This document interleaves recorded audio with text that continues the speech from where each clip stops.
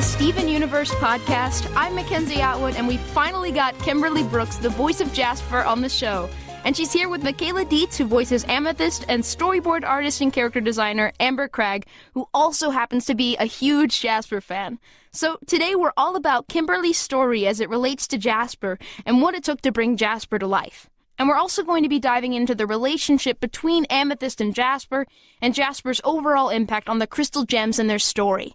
She's not only been a big part of some of their biggest fights, she's also been central to some of the huge emotional arcs for the Crystal Gems. So let's get to it with Kimberly Brooks, Amber Cragg, and Michaela Dietz. Thank you guys so much for coming in and talking to me. Thanks, Mackenzie. Thanks for having me. Of course. It's not Kimberly. just about me. Okay. There's no me in team, okay? Yeah, right. To be fair, you're the newcomer here, right?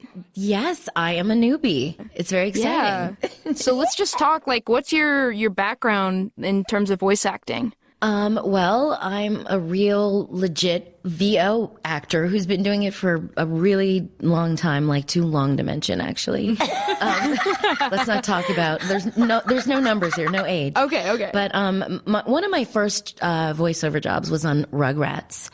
And that tells you how long I've been doing that. Who did you voice? Well, ironically, I played, Cree Summer's mom. On the Kwanzaa episode. But it was a flashback episode, so I was a kid, so it was really cool. And I got to sing a gospel song. It was really cool. And yeah, I've been doing voiceover, for more than 20 years now. Wow. And yeah, I know. And it's really cool. And I've, worked on a lot of different things. Yeah. I love your work on Voltron. Thank you. No, same. Yeah. I need to catch up on there. Oh yeah. It's good. And there's some new seasons dropping, so it's really cool. Nice.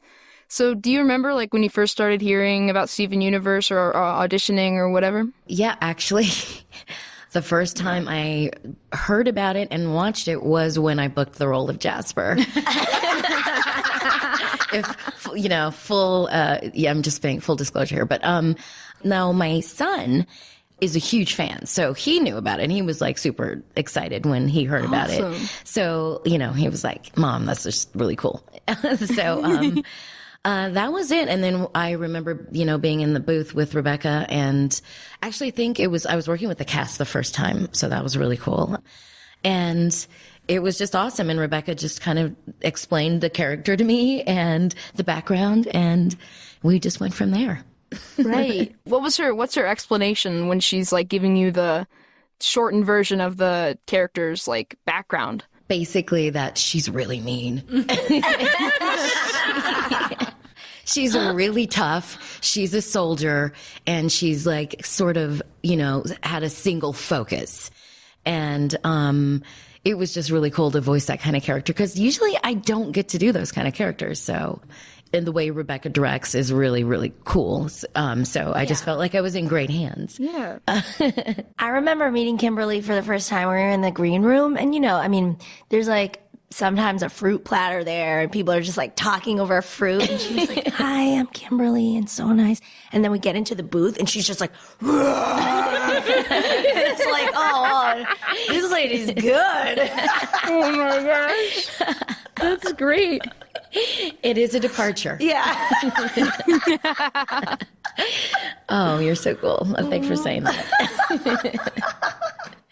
Amber, you'd seen Jasper before you started working on the show, right? No, actually. When I started the show, it was only a rumor that there would be there was a rumor I think there's going to be a gem that flies or something. That was Lapis, of course. But when I started the show and then I went through the backlog and caught up to Jailbreak, I was like, oh my goodness.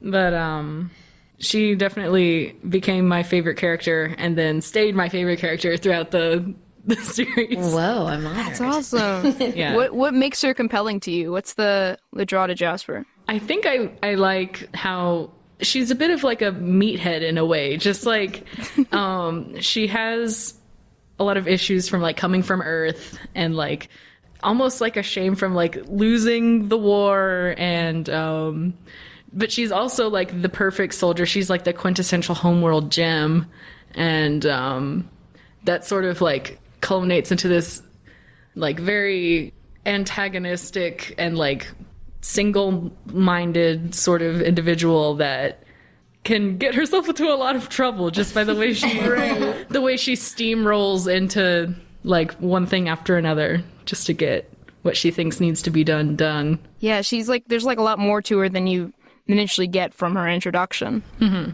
But you were a fan from day one. Oh yeah, absolutely. Nice. Who gave the name Big Buff Cheeto Puff? That was the fandom. Oh, okay. I didn't like it at first because I was like, Cheetos aren't scary. No, they look like a Neanderthal's club. It's just like, Compared to other snack foods, I think. I guess that's true. they're not calling her like sleek carrot. Yeah, exactly. That's fair.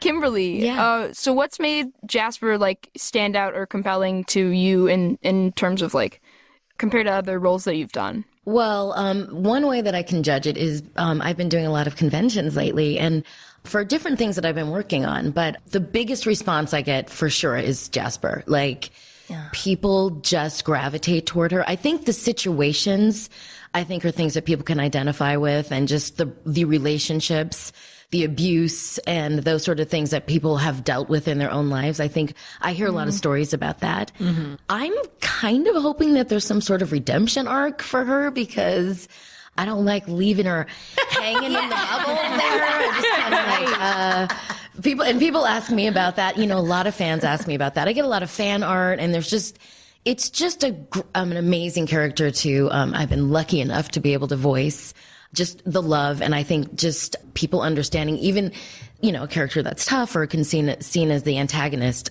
has a story to tell too. Mm-hmm. And a reason why she's in the mood she's in, we'll just call it. She's also very like one of a kind. Like there's never been like such a massively strong, like soldier, like female character that wasn't a joke. You know? Yeah. Right. That's also really cool to play. Mm-hmm. Yeah. Yeah, that's awesome. What about the voice, like specifically the voice you do? How does that compare to other stuff that you've done? I was really trying to remember how I came up with it. So I auditioned for the role just like every other actor does, in my home studio. And I was trying to think of like the toughest person that I'd met that had like female energy.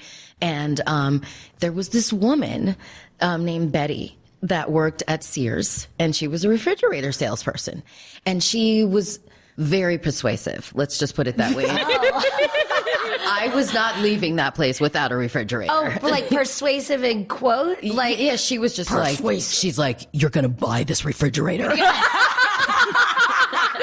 this is the softer side of Sears. Yeah.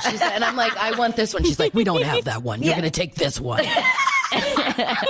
It was that kind of situation. I'm like, yes, Betty, I will buy this refrigerator.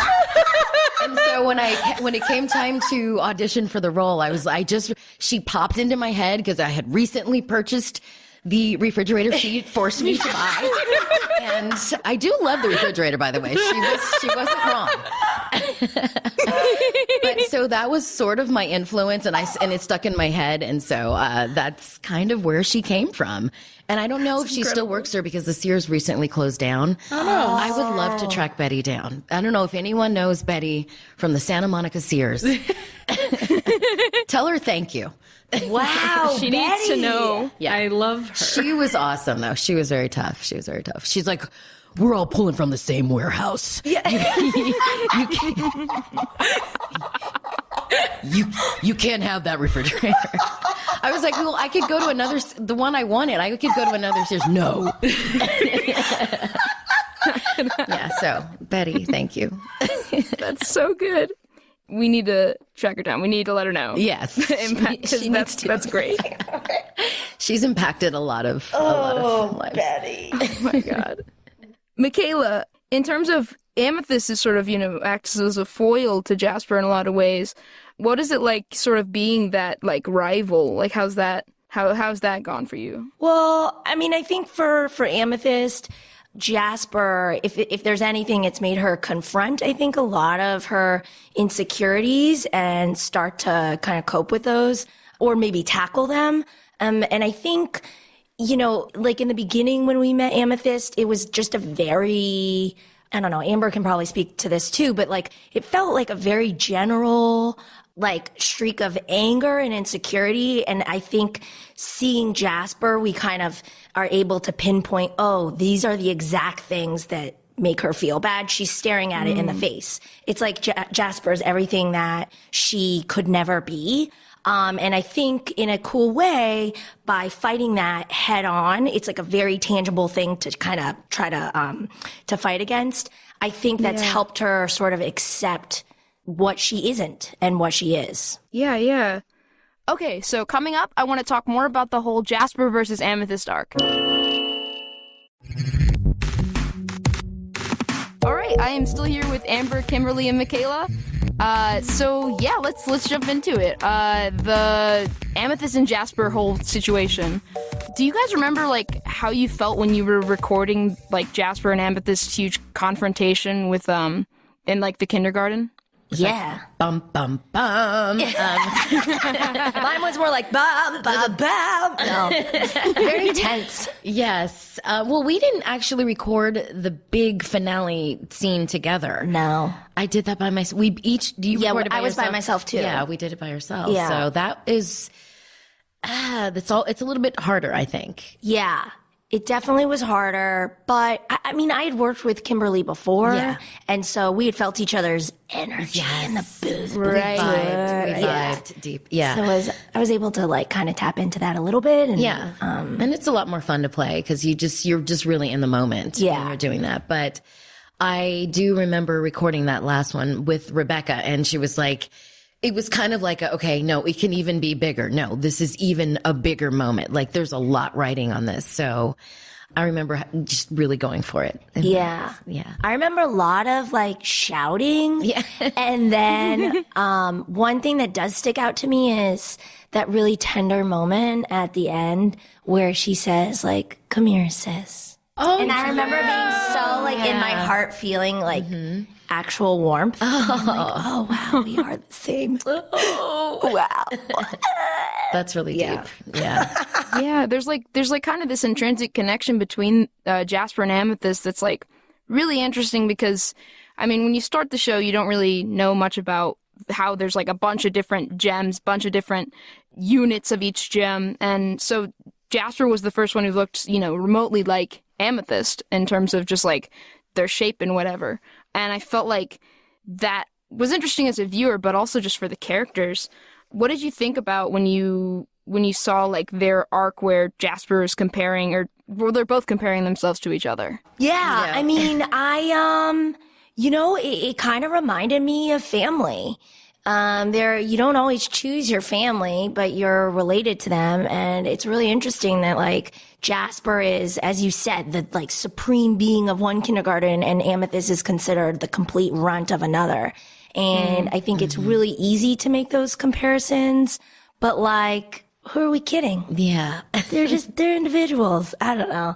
What would you say, Amber? Well, I think that they're obviously opposites, but it's almost like everything went wrong for both of them in the sense that Jasper came from the wrong place in like an embarrassing rush job kindergarten, like Peridot said, and Amethyst came from a perfect kindergarten and was the worst one of the bunch, but Jasper got to rise above, but really that was the worst fate. And Amethyst got to meet Rose Quartz, and like when Jasper was being corrupted, she said, like, I see how you do it now. And it's just like kind of sad knowing that Jasper was the one who like missed such a big opportunity to, like, even though she's perfect, she doesn't feel perfect. Right. So. Right. And in a very poetic way, I feel like they could have had each other's lives. Yeah. Very easily, So. Alternate universe. Yes. Isn't that what they call an AU online? Yeah. It is. The lingo. I love it. Yeah. I'm learning the lingo. Incredible.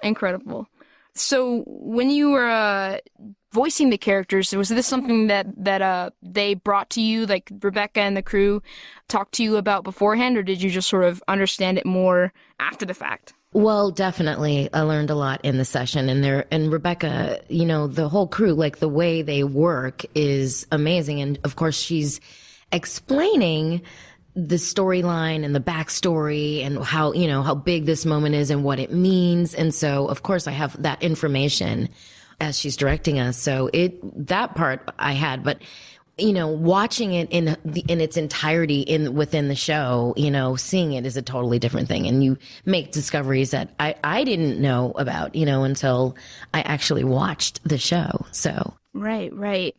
One other big moment from that episode is that Jasper has her big outburst, and it's the first time that Pink Diamond is like name dropped.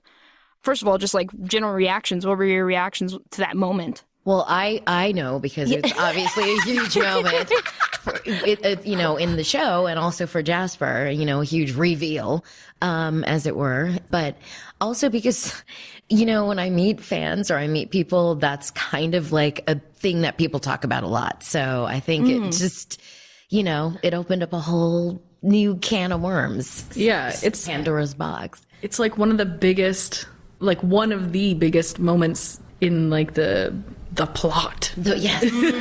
Right. You're right. It's definitely like when you're watching and she screams Pink Diamond, it's like shivers down the back, like, oh my gosh. Yeah. With all we know about Pink Diamond now, it's crazy thinking back to like when it was just the name drop and like that was the headliner, Right. Yeah. But it was huge. And like we also, that whole fight was crazy because it ended up getting Jasper corrupted, which, that was a lot. Yeah. It's painful to watch. I know. Yeah. But also beautiful. The art looked amazing. Yeah. It was incredible. I love when she rears down and then she rears back up and she's got spikes for eyes. Right. Oh my god. It's so gross. Really Heartbreaking. cool. Yeah. It was pretty crazy too seeing that Peridot was like the one who in the end managed to take her down with that like metal spike.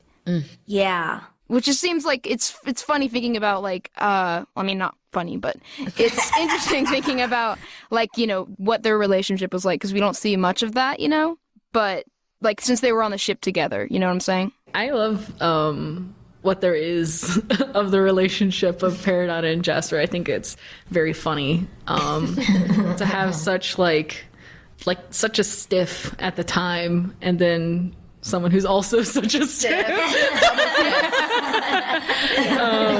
But I think like that's another like parallel where like Amethyst got everything that Jasper would have benefited from. The same with Peridot, but like a lot more visually with Peridot. Jasper says, you look ridiculous. You don't have any dignity whatsoever in her eyes. Right. But in the end, Jasper keeping her pride poofed in like the most undignified way possible. Right. But I think it's a very interesting way to like close the book with like Peridot taking out Jasper. Yeah, and it was also it adds a whole new layer now that we know that Steven has Pink Diamond's gem, like it's like it's like poetic. Right. Yeah. Thinking that, she's like freaking out about Pink Diamond being gone when really she's like literally the gem is right in front of her. Yeah.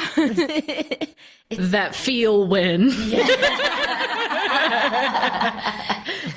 You have spikes for eyes. And it's right in front of you. There was a fan edit of a picture of Jasper, and it just said, "So y'all are gonna let me play myself like that?" I know. It's true. So you do feel for Jasper, right? Yeah. Like it's just like, yeah, she did play herself. Like it's like, and which brings us back to, come on. Redemption arc, some sort of like, let's bring it back around, maybe throw in a song there, Rebecca. I'm just saying.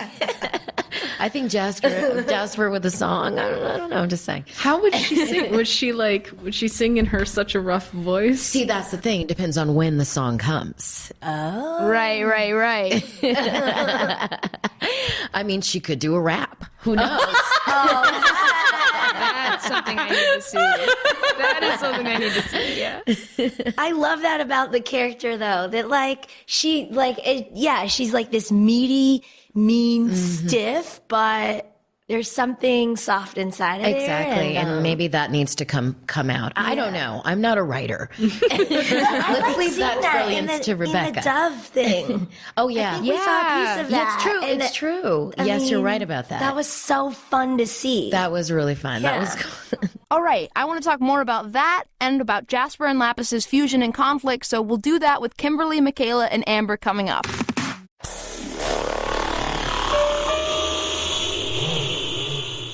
All right, I'm back with Kimberly, Michaela, and Amber. So yeah, let's just talk in terms of like takeaways sort of moving forward from all of the Jasper arc from season 3. There've been a lot of like, she's been in a lot of fights with the gems and everything, but we've also seen some like, emotional arcs as well. What do you think that Amethyst and Steven took away from their whole confrontation with Jasper? Oh, I think that fighting Jasper helped them get to this place of vulnerability where they had to rely on each other. And in doing so, I think they both became stronger for it. I think there's something to be said about, not feeling like alone in the world, feeling like you have at least one person who you can rely on. And if you have an even greater support system, that's amazing too. And I think, actually all of them, Jasper, Amethyst, Steven, I guess pretty human and maybe in this instance, like a gem feeling to feel alone or to feel different. And so, yeah, I think their takeaway was like, oh, wait, I'm not an island. Like, I have people out there who I can rely on. Right. Do you hope that, like, viewers are taking away a similar message or something else, too? Yeah, I hope so. I mean, just even when they say, oh, us worst gems stick together, right? It's such a dear moment. And it's funny when I meet, Steven Universe enthusiasts, the ones who especially are in the hashtag Amethyst for life, they often say that quote, which is cool. That's in a really way, cool. It's like, you're sort of the best gem if you can acknowledge, or that you think, I don't know. Yeah. There's something to be said about like, okay, you recognize what's making you feel bad about yourself, and in doing so you can like reclaim it and be turn awesome. It around. Yeah. You turn it around. Yeah. There's another big arc for Jasper is like the whole Lapis situation about like, just like having a toxic relationship in your life that brings you down. Yeah. Is there anything that you were like hoping would come across like in the end of that arc? Wow, that's a really good question. It's a very deep question because it's complex, and it was about the relationship. And I think a lot of people recognize that it wasn't just Jasper. And so that was kind of interesting. But I think, I don't really know. It's a hard question for me to answer because I don't know. It's hard to play the bad guy, I guess. But I'm still trying to find what the good qualities and the things in Jasper that people can resonate with. But Amber, the expert over here, I kind of want to hear like, I don't know, to help me justify Jasper. Well, I think what's interesting, and I didn't do any of the writing for these episodes, but I've spent plenty of time thinking about it. I think what's really interesting about Lapis and Jasper fusing and tormenting each other is that sometimes you can end up in a place where you're with someone who just brings out the absolute worst in you, and then you're bringing out the worst in them. And the cycle that you can get caught in, where it's like just negativity breeds negativity. Yeah. In like it's feeding itself like each other. It's this sort of like dark energy that can be really self-sustaining. Because it's at the end of the day, it's still energy. It's just the two characters are putting into each other. Yeah, they've spent a lot of time in a horrible way. It's almost as if and Jasper says this in Alone at Sea, like, I know you better than like everyone else does because we've spent our time together in this horrible place. But that obviously doesn't mean that she knows like the good in Lapis, because to her there is no good in Lapis. Yeah, you just see the absolute worst. Yeah. And I also thought Alone at Sea was very interesting. I went to all of the pitches because I was exceptionally excited about it, but it went through a lot of iterations where like trying to find the perfect balance of like Jasper has learned a new way to approach like Lapis with this proposition, and she doesn't say fuse with me, she says, you know, like let's fuse again, like it's more like a mutual like question. It's not as demanding as it is let's do this again. Yeah. And it's also very like manipulative the way that she says it, like no one else can handle your power. And it has a lot of, you know, like angst and fear from Lapis, because she's not really someone who wants to be so evil, I guess. Right. She's not comfortable there, but it does. See, this is the part where it's uncomfortable because it totally mirrors an abusive relationship with the language, like you said, the manipulation and all of that stuff. So it's just, but like it takes two to tango in that situation too, anyway. But. Yeah. I think Garnet said it best. Those two are really bad for each other. Yikes, too. Like, same. Oh, yes. So, this is actually bringing up what we were talking about earlier with the Dove campaign. Yeah, we got to see a totally different side of Jasper in that, which I thought was really fun. What did you guys like think when you were voicing it? It was cool because it was like so much fun with you. Yeah, that was really fun. We got to do that. We did do that together. But I think just the whole approach, the behind the scenes kind of approach to it is really just an interesting way of doing it, so you can see another side of Jasper. So that was really cool. And, it's funny how you play Jasper on the show and you took those same elements and just with a little twist of it, Jasper became this hilarious. Yeah, she just had her, she had her moment. Character. Yeah. I love how begrudgingly she's just like, think about where that's coming from. We were laughing so hard. We really were. Yeah, your deliveries. I remember like looking at Rebecca through the glass and just dying. Like, oh man. Yeah, so funny. Yeah, so there was a little redemption there, I think. So that was good. I think it's cool to have those two different levels. A glimmer of something. A glimmer, yes, a possible, slight glimmer. Yeah. It shows like a lot of like what the fans see in Jasper too, like in a different environment. She's a different character, Yeah, completely. Yeah. It's like I said, she's in this situation. It's all about the situation she finds herself in. So we need to see her in a different situation. Yeah, I saw that Seth Rogen is doing the Metro announcements in Toronto. I would love to hear Jasper do that. Oh my God. Be like, move away from the door, stand back. Well, I'm going to be in Toronto. Same. We're going to be in Toronto. Oh my gosh, awesome. Okay, so fun. Cool. It brings it back to the refrigerator salesman. Yeah. That's the perfect. It makes an outlet. She really does. She really does. Or like a tough love counselor or something. Oh my God. I think there's many possibilities for Jasper. Can you imagine Jasper as like a yoga instructor? Is she flexible enough to do yoga? I feel like she's like, touch your toes. Touching downward facing dog. Bends over and it's like, and if you can't do it, it's because you're weak. You're puny and weak. Yeah, no, I'm not sure that would work out. Oh, please. I don't think people would come back. Oh, it's so great. It's so great. Or like as a Lamaze coach. Hey, huh.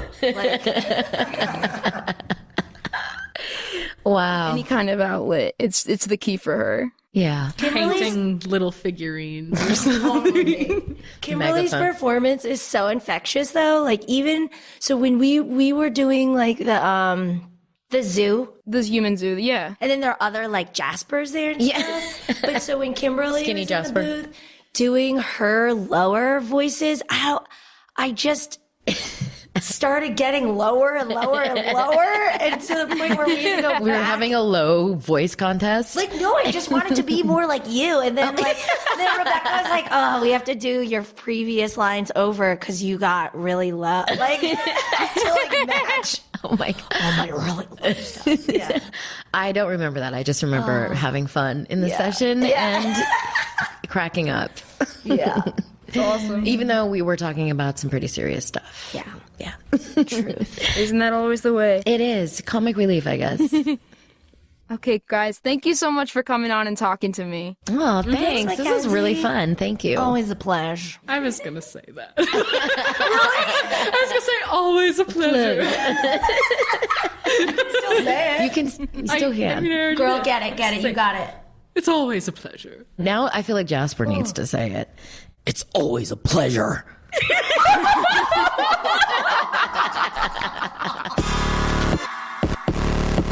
The Steven Universe podcast is produced by Charles Abadje, Stacey Para, and Conrad Montgomery. Special thanks to Rob Sorcher, Cartoon Network Studios, The Crooniverse, and Turner Studios in Atlanta. Please subscribe to the Steven Universe podcast at Apple Podcasts so you never miss an episode. And please leave us a 5-star rating and review while you're there. We love your feedback. Or you can always listen on Google or Amazon smart speakers. Just say, "Hey Google" or "Hey Alexa, play the Steven Universe podcast." I'm McKenzie Atwood, and I'll see you next time.